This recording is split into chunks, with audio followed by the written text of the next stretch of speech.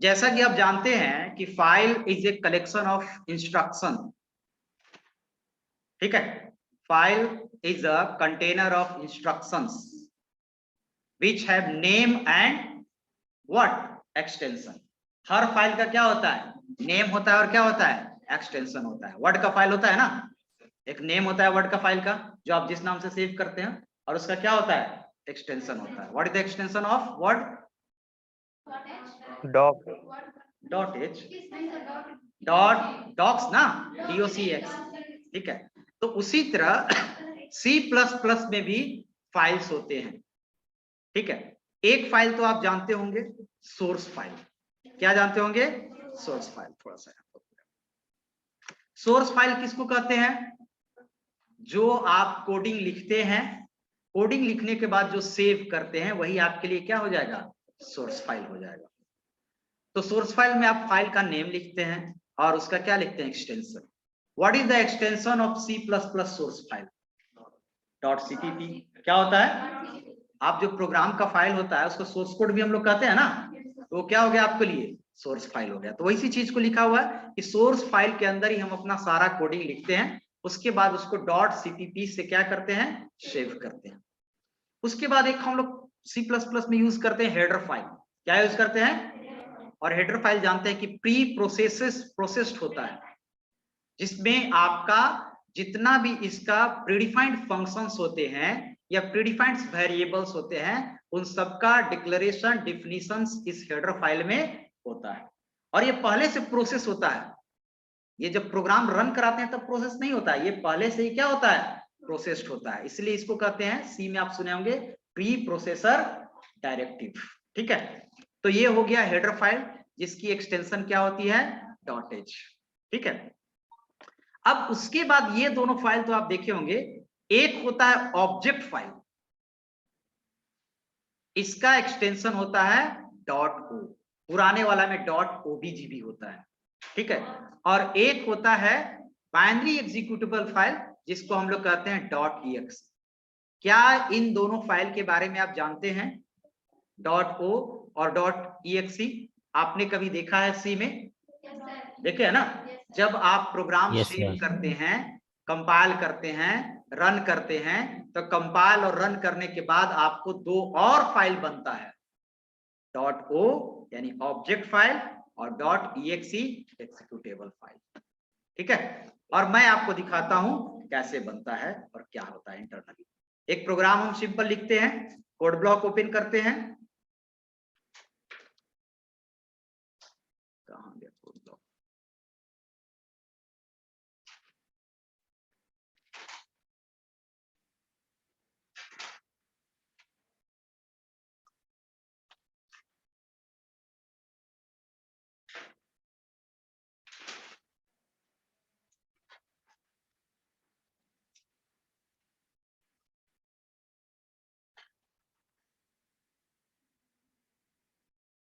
खुलने में टाइम लेता है,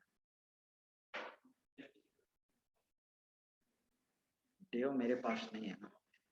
चलिए, तो इसको मैं लिखता हूं यहाँ पर इम्पटी, और यहाँ पर लिखते हैं, पहले इसको सेव कर लो। बताया था कि सेव कर लो तो इसके जैसा ट्रीट करेगा, और हम लोग इवेंट नाम से सेव करते हैं, event.cpp, ठीक है। सेव, इसको थोड़ा बड़ा करते हैं। सबसे पहले हम लोग हेडर फाइल लिखते हैं, हैश इंक्लूड IOStream, ठीक है। .h तो नहीं देना है DOC+, इसमें यूजिंग नेम स्पेस std, ठीक है। उसके बाद इंट मेन, कोडिंग लिखेंगे इंट n, ठीक है। इनपुट सी आउट, एक मैसेज देंगे इंटर एनी नंबर, ठीक है, समझ रहे हैं। सी इन और क्या देंगे, n, ठीक है।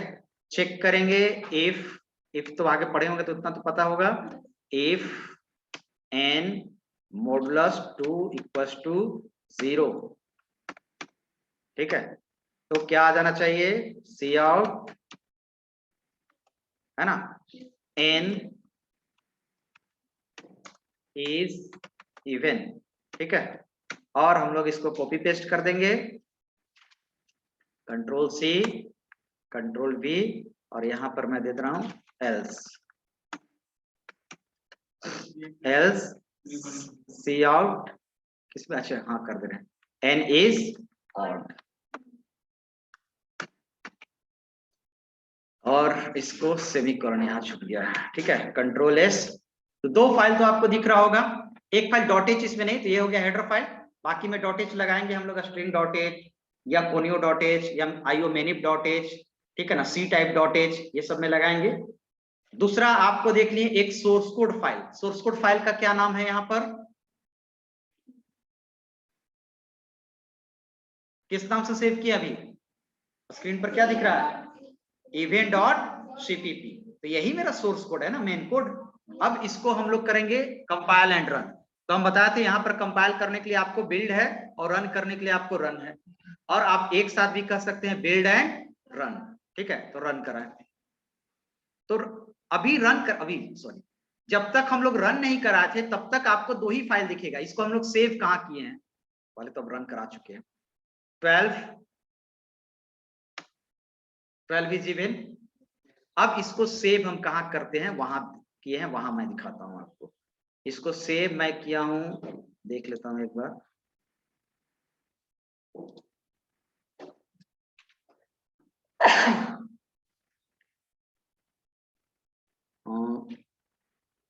प्रोग्राम्स सीपीपी न्यू, और इसमें मैंने सेव किया था इवेंट नाम से, कहीं है इवेंट नाम से, इवेंट, ये event, event dot CPP, event dot CPP एक तो हो गया आपको सोर्स कोड, ठीक है, और ये देखिए ये हो गया आपको object code event dot o, और ये हो गया आपको executable file event dot exe, और एक आपको हेडर फाइल हो गया, समझ गए।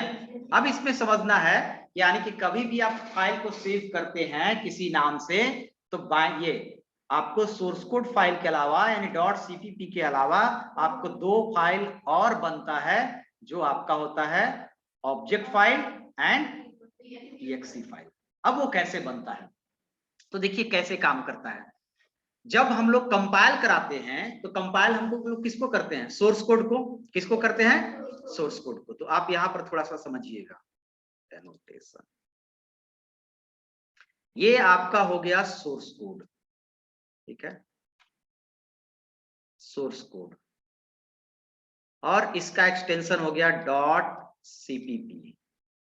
अब इसको लिखने के बाद हम लोग करते हैं कंपाइल, क्या करते हैं, कंपाइल। कंपाइल करने के बाद आपका आता है ऑब्जेक्ट कोड, क्या आता है, ऑब्जेक्ट कोड बनता है ना। ऑब्जेक्ट कोड का नाम वही होगा जो आपने सोर्स कोड का रखा है, एक्सटेंशन क्या हो जाएगा, डॉट ओ, क्लियर है। उसके बाद आपका रन होता है प्रोग्राम, कंपाइल करने के बाद क्या होता है, रन होता है। तो रन जब होगा तो आपका वो फाइल होगा किसमें चेंज, एग्जीक्यूटेबल फाइल में, क्या हो जाएगा, एग्जीक्यूटेबल फाइल, और एग्जीक्यूटेबल फाइल क्या हो जाएगा, डॉट एक्सी, क्लियर है।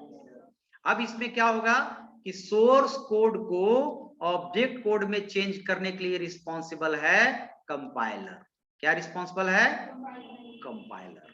कंपाइलर होता है ना प्रोग्राम का, आप C++ इंस्टॉल करेंगे तो उसका अपना कंपाइलर होगा, और ऑब्जेक्ट कोड को एग्जीक्यूटेबल फाइल बनाने में EXE बनाने का काम कौन करता है, लिंकर। कौन काम करता है, लिंकर। लिंकर सुना है आपने, पता है ना, लिंकर और लोडर, तो ये करता है लिंकर। यानी कि compiler is responsible to change source code file into object code file, and then after linker is responsible to change object code file to EXE file, clear है। अब कभी जब भी ऑब्जेक्ट कोड फाइल को हम लोग कहते हैं मिड फाइल, क्या बोलते हैं, मिड फाइल, मिड है ना, तो कभी जब भी मिड फाइल भी बोलते हैं। अब ऑब्जेक्ट कोड में आपका जो होता है वो असेंबली लैंग्वेज में होता है, जो आपको यूजर रीडेबल नहीं होता है, ह्यूमन रीडेबल नहीं होता है। अगर मैं यूजर को दूं सोर्स कोड फाइल तो उस यूजर को आपको कंपाइल और रन दोनों कराना होगा, लेकिन आप यूजर को क्या दे सकते हैं, ऑब्जेक्ट कोड भी दे सकते हैं। क्या दे सकते हैं, तो उसको सिर्फ क्या कराना होगा, रन कराना होगा। या सबसे अच्छा यूजर को देना होता है क्या, EXE फाइल, कि उसको डायरेक्टली क्लिक करेगा तो आपको क्या देगा, आउटपुट देगा। क्लियर है। तो ये आप, और कोई भी आप सॉफ्टवेयर जब बनाते हो तो कभी भी आप जिसको सॉफ्टवेयर बना के देते हो उसको क्या आप ये करते हो, सौंपते हो, EXE फाइल। क्या सौंप देते हो, EXE फाइल। उसको सोर्स कोड नहीं ना दो बार बार वो रन करा है, तो वो तो नॉर्मल यूजर है। तो ये आपका फाइल का कॉन्सेप्ट हुआ। इसका कॉन्सेप्ट हुआ, फाइल का कॉन्सेप्ट हुआ। सबका साइज अपने हिसाब से अलग अलग। ऑब्वियसली ये कॉम्पैक्ट होता है। क्या होता है, कॉम्पैक्ट होता है, तो उसके अनुसार साइज, सबसे बड़ा साइज आपका होगा किसका, ऑब्जेक्ट सॉरी सोर्स कोड का। ठीक है। अब यहां पर देखिए event.cpp, अब इसको आप देखेंगे तो event.o, तो ये तो खुल जाएगा। इसमें आपको ह्यूमन रीडेबल एकदम से नहीं होगा, कुछ समझ में नहीं आएगा कि क्या इसमें लिखा हुआ है, हैं? खोल दिए हैं, समझ में आ रहा है, नहीं ना, नहीं आ रहा है। अब इसमें एक प्रॉब्लम है, ये आ गया क्या है, EXE फाइल। EXE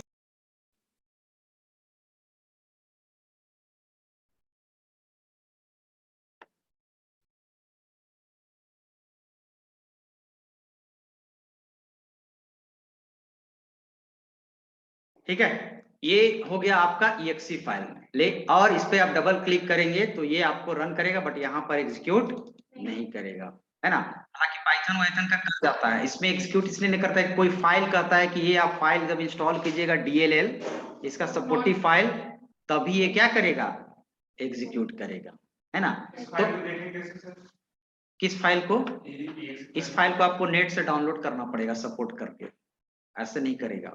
इस फाइल को आप नेट से डाउनलोड कीजिएगा। जो कह रहा है क्या है, ये std+.6.dll, इसको आपको क्या करना होगा, डाउनलोड करना होगा, तभी खोजना होगा, तभी ये करेगा, नहीं तो नहीं करेगा। ठीक है, डाउनलोड यार नेट से हो जाएगा, सर्च करेंगे हो जाएगा डाउनलोड। हाँ, सर्च करके डाउनलोड होगा। ठीक है, खोजना पड़ेगा। डाउनलोड करने का मतलब कि ऐसा नहीं कि कुछ भी लिख देंगे, देखना पड़ेगा ये फाइल है, यही है कि नहीं, चेक करना पड़ेगा, इसको सपोर्ट कर रहा है कि नहीं। फिर नहीं करेगा तो फिर दूसरा डाउनलोड करो। 1 मिनट में भी डाउनलोड हो जाएगा, 1 घंटे में भी डाउनलोड हो जाएगा, 1 दिन में भी नहीं मिलेगा, हो सकता है वो फाइल। ये नहीं कि बस डालें और तुरंत मिल जाएगा, ऐसा कोई कंप्यूटर सिस्टम में नहीं होता है। डालें और तुरंत मिलने का मतलब वो चीज आप देखे हैं तो कौन आपको उस सिस्टम में सपोर्ट कर रहा है एट द टाइम, क्योंकि C और C++ ऑब्सोलीट लैंग्वेज है। क्या है, पुराना लैंग्वेज है, तो ये पुराने के अनुसार रन करता है। ये 1972-80 का लैंग्वेज है, और उसके बाद बहुत कम अपडेशन इसका हुआ है, जितना पाइथन का हुआ, जावा का हुआ है। तो ये नए वाले सिस्टम पर ये कंपैटिबल नहीं होता है। अब आपका सिस्टम के कॉन्फ़िगरेशन में वो मैच कर रहा है फाइल कि नहीं कर रहा है, वो आपके ऊपर डिपेंड है। अगर नहीं कर रहा है तो फिर से खोजिए उसको दूसरा, तब वही काम करेगा, बाकी नहीं काम करेगा। क्लियर है ना। तो ये हो गया आपको एग्जीक्यूटेबल फाइल। इसको C में चेक नहीं किया था, इस फाइल को चेक किया था कि नहीं किया था, तो वहां तुम चेक कर भी नहीं किया, अभी जाके चेक कर रहा है पूरा मेहनत से। ठीक है, वहां पर एक बार चेक करना चाहिए, वो सब सेम चीज है। ठीक है, तो ये हो गया आपका फाइल। तो ये एक थ्योरी पार्ट था जहां पर आप चेक कर सकते हैं, कोई दिक्कत इसमें। हम लोग का काम है सिर्फ सोर्स फाइल से और बस उसको रन कराएंगे, बाकी इंटरनली आपको ऑब्जेक्ट फाइल और EXE फाइल बनाएगा। क्लियर है, आगे बढ़े। आगे है आपका एक छोटा सा पॉइंट एग्जाम में पूछता है, difference between C and C++।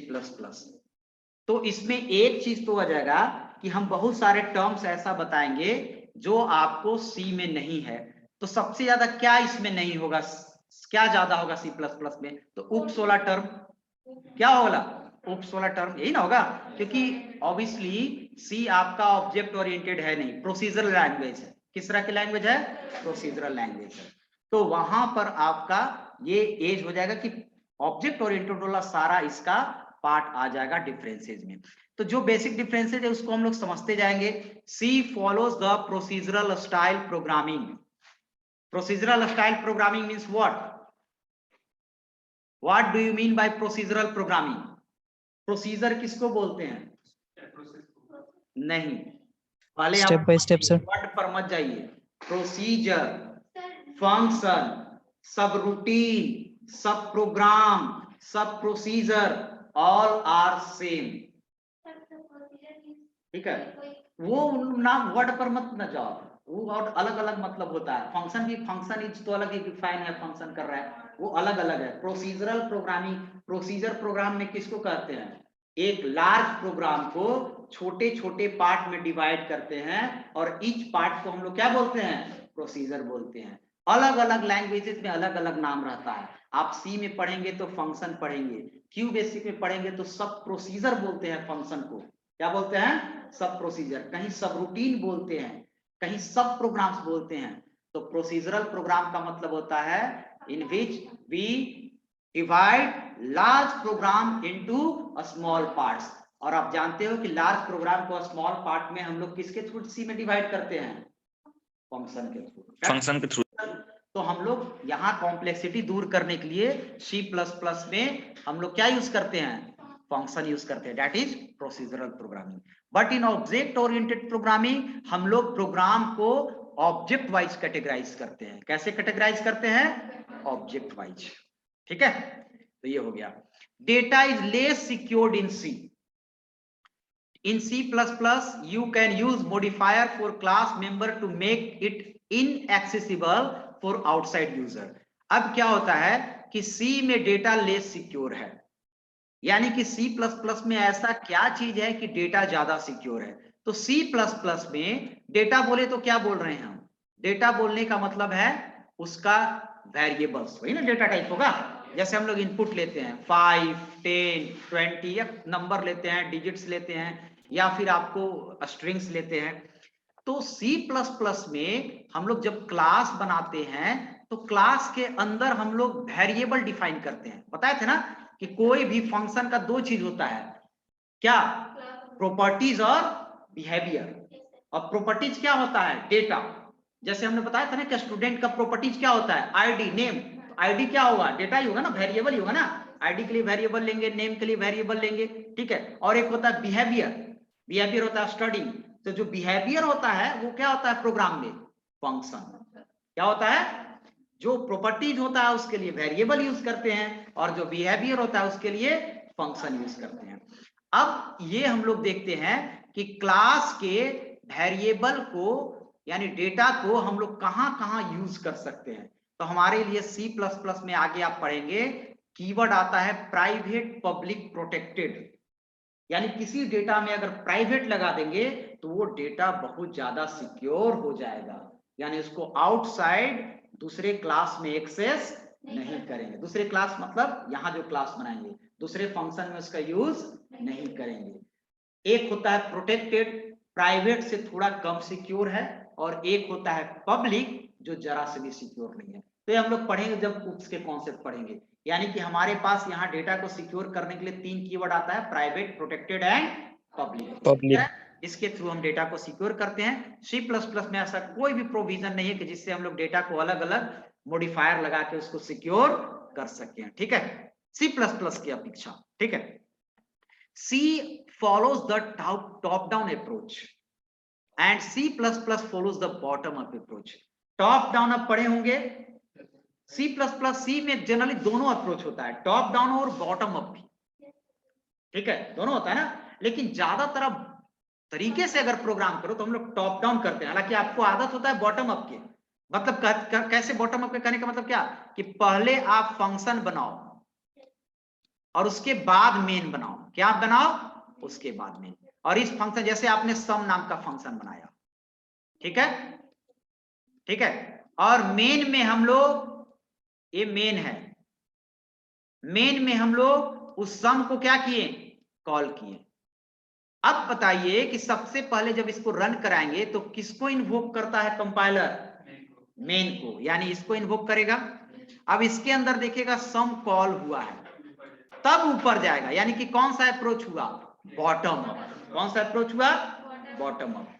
लेकिन तरीका क्या है कि पहले हम लोग फंक्शन कॉल करते हैं, यानी मेन हमेशा ऊपर लिखना चाहिए, मेन लिखते हैं यानी पहले फंक्शन कॉल करते हैं, तब फंक्शन को क्या करते हैं, डिफाइन करते हैं। इसके लिए आप क्या यूज कर रहे होंगे, प्रोटोटाइप यूज कर। प्रोटोटाइप याद है, फंक्शन प्रोटोटाइप यूज करते हैं कि मेन ऊपर लिखते हैं और फंक्शन नीचे लिखते हैं। तो ये हो गया आपको टॉप डाउन अप्रोच। क्या हो गया? लेकिन C++ के केस में हम लोग क्या करते हैं कि पहले हमेशा बॉटम अप करते हैं, पहले क्लास बनाते हैं। पहले ध्यान दीजिएगा, इधर समझो, कॉपी मत खोलो, है ना, वो होता है, वो है ना, खोलते रहो, समझते रहोगे उसको। पहले हम लोग क्या बनाते हैं, क्लास बनाते हैं। क्लास के अंदर हम लोग फंक्शन बनाते हैं, और ऑब्वियसली आप फंक्शन बनाएंगे तो फंक्शन को क्या करना होगा, कॉल करना होगा। फंक्शन आप बनाएंगे तो उसको बिना कॉल किए हुए आप कुछ यूज कर सकते हैं, तो पहले फंक्शन कॉल करेंगे। और कॉल हमेशा कहां करते हैं, मेन में। फंक्शन कॉल कहां करेंगे, मेन में। तो मेन में हम लोग जब कॉल करेंगे तो मेन आपका नीचे होगा, सम। तो पहले सम यहां पर आएगा मेन वाला, तब यहां पर ये देखेगा। तब कह सकते हैं कि इसमें भी सर मेन ऊपर लिख देंगे, नहीं। C++ में क्लास हमेशा ऊपर बनेगा, पहले क्लास ली, इसीलिए ये होता है बॉटम अप अप्रोच। ठीक है, उप्स के केस में क्लियर है। देखेंगे कैसे ऊपर बनाते हैं। हाँ, सी दोनों करता है। सी में आप दोनों देखे हैं ना, टॉप डाउन करवाए हो ना। टॉप डाउन में क्या करते थे, अब मेन ऊपर होता था तो हम लोग एक्स्ट्रा और क्या करते थे, क्या डायरेक्टली मेन ऊपर मान जाता था, प्रोटोटाइप यूज करते थे। क्या करते थे, प्रोटोटाइप। तो इसमें दोनों अप्रोच है, ये लिख देंगे दोनों अप्रोच। ठीक है, लेकिन हम लोग को आप कहीं भी बुक वगैरह में कहीं पर भी आप अगर एग्जांपल देखेंगे सी का, तो उसमें टॉप डाउन का ही एग्जांपल होता है ना, क्योंकि वहां पर पहले मेन ही लिखा रहता है और बाद में क्या लिखा रहता है, फंक्शन। ठीक है, आओ नीचे। अब आते हैं, C does not support function overloading.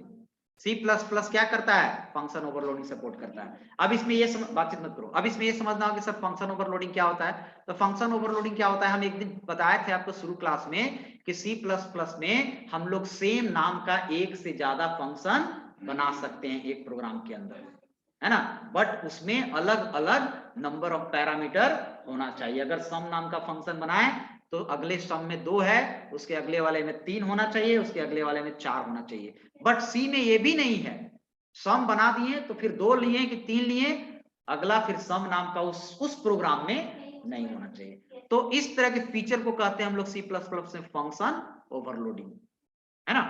यानी कि function overloading is a term in which we define more than one function same name which have different parameters, है ना।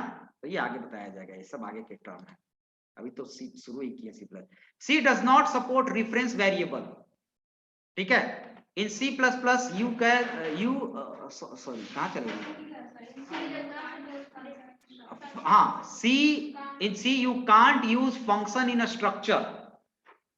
फंक्शन के अंदर स्ट्रक्चर यूज नहीं यूज कर सकते हैं, है ना, कर सकते हैं, सॉरी, फंक्शन में स्ट्रक्चर पास करते हैं ना, और डीएस में तो पूरा करेंगे हम लोग। लेकिन use function in C++, you can use function in structure. ठीक है, C++ में स्ट्रक्चर, और ये ध्यान देना है कि स्ट्रक्चर का ही एक्सटेंशन आपको क्या है, क्लास है।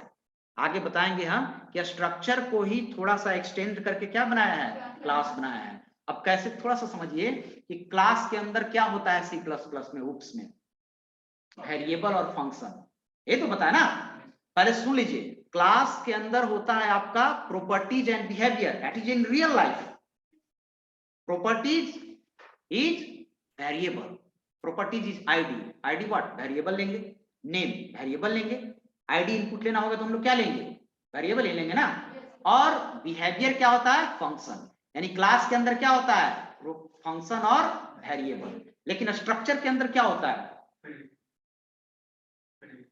फ्री, फिल, हाँ, तो फील्ड तो हो गया। रियल लाइफ में होता क्या, हम लोग यूज करते हैं सिर्फ क्या, वेरिएबल। क्या यूज करते हैं, वेरिएबल यूज करते हैं ना, फंक्शन यूज करते हैं नहीं यूज करते हैं। जैसे स्ट्रक्चर बना, स्ट्रक्ट स्टूडेंट इंट आईडी, तो ये आईडी है क्या, आईडी तो फील्ड बोल रहे, आईडी है क्या, इंट आईडी लिखते हैं तो आईडी क्या हो जाएगा, वेरिएबल हो जाएगा ना।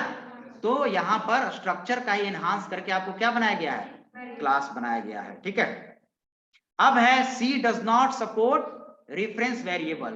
C++ support reference variable। ठीक है, यहाँ पर रेफरेंस वेरिएबल हम लोग यूज करते हैं, और रेफरेंस वेरिएबल के हम लोग यूज करते हैं न्यू कीवर्ड का यूज करते हैं। किसका यूज करते हैं?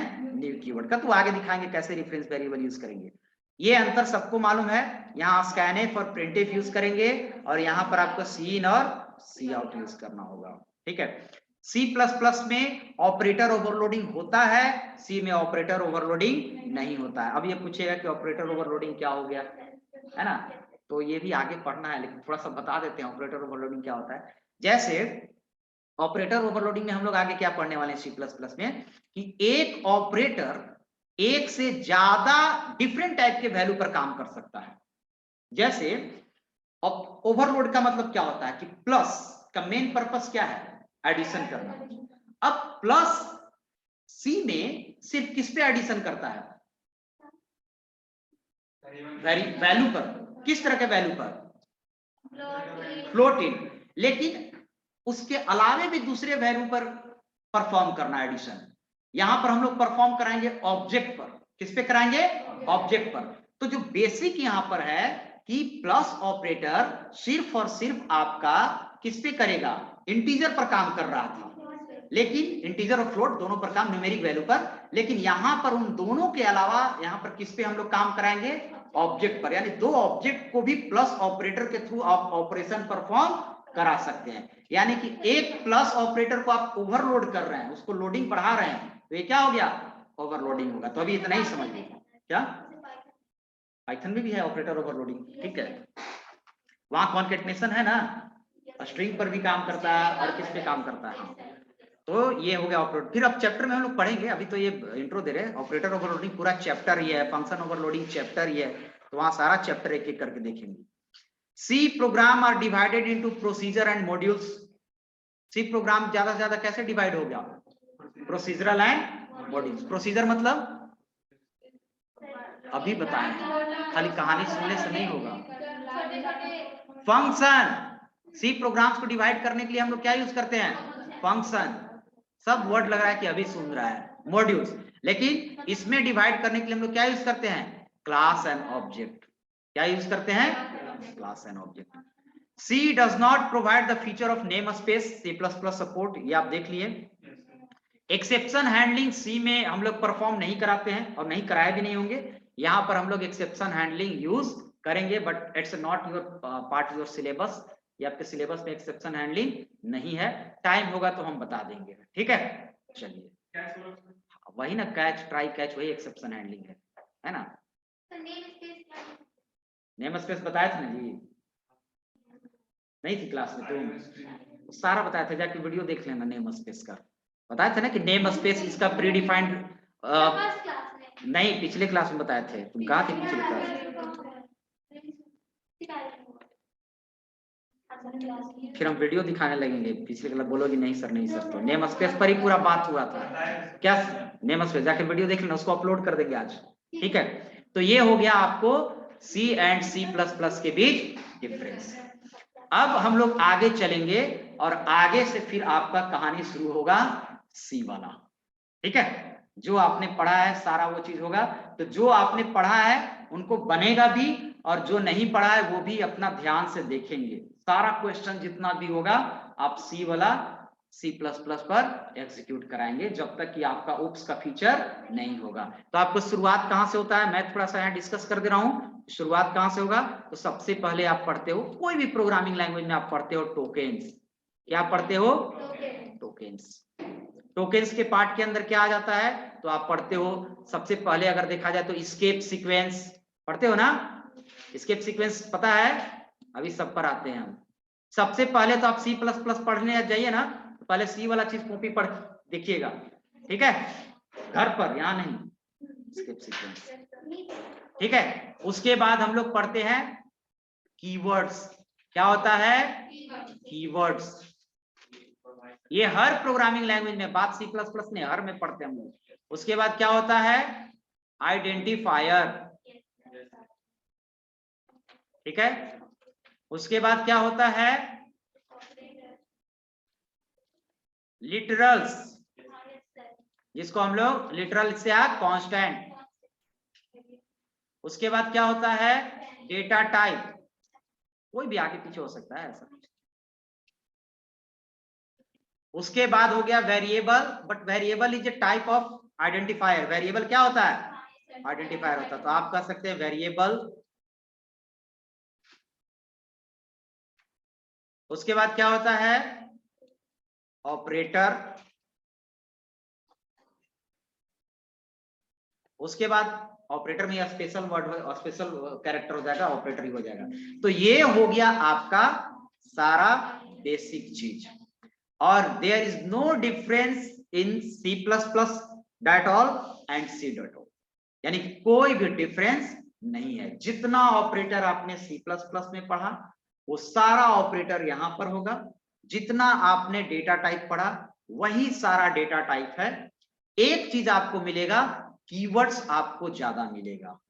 कीवर्ड्स 32 कीवर्ड्स पढ़ रहे होंगे, यहां आपको 48 भी मिलेगा, 52 भी है नया वाला में, और एकदम जो नया वाला फीचर आया है उसमें आ गया 63। कितना आ गया? 63, है ना। तो ये एकदम सेम है ना। क्या पाइथन में बदलते रहता है, पाइथन में रेंज टू रेंज बदलते रहता है। पाइथन का वर्जन 1 महीना में बदल जाता है। अभी आप 33 देखोगे तो अगले में 35 आ जाएगा। करेंट आज के 15 दिन पहले तक हम 35 देखे हैं, लेकिन गारंटी नहीं ले सकते हैं, अगले 1 महीना में वो चेंज भी हो जाएगा। उसके पहले हो सकता है 33 भी पड़ी होगी, 33। अब नया वाला आया है उसमें 35 हो गया है, ठीक है। तो वो कीवर्ड ये सब फिक्स नहीं होता है। सबसे पहले तो ये ध्यान दीजिए कि कंप्यूटर एक ऐसा मशीन है जो आप कभी भी समझिएगा हिस्ट्री है। भले ही कोई चीज फिक्स है, क्योंकि C और C++ इनहांस नहीं कर रहा है C, लेकिन ये ध्यान है कि मशीन की तरह उसको पढ़िए। ये है, ये बदल गया, समझ गए? तो ये हो जाएगा।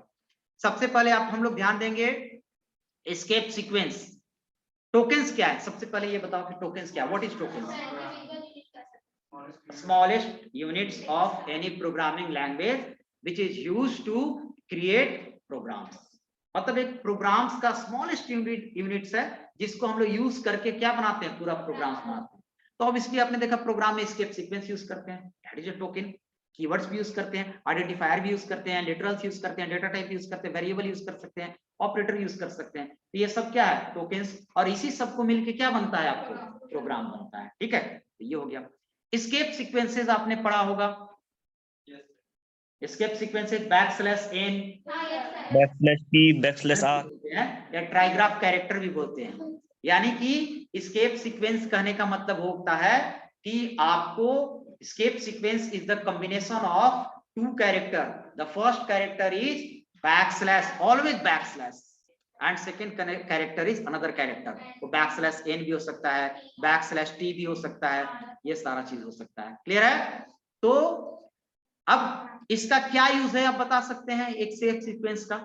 यानी कि जो काम सी जिस काम को कीवर्ड वाले चीज को, यानी कीबोर्ड वाले चीज को डायरेक्टली सी का कंपाइलर नहीं समझता है, उसके लिए क्या बनाया गया है? Escape sequence. जैसे सी का कंपाइलर हमारे इंटर की को नहीं समझता है। इंटर को समझता है? हम यहां से इंटर मार देते हैं, क्या लाइन चेंज करता है क्या उसका कंपाइलर? तो किसको समझता है? Backslash n। तो बैकस्लैश n यहाँ पर क्या हो जाएगा?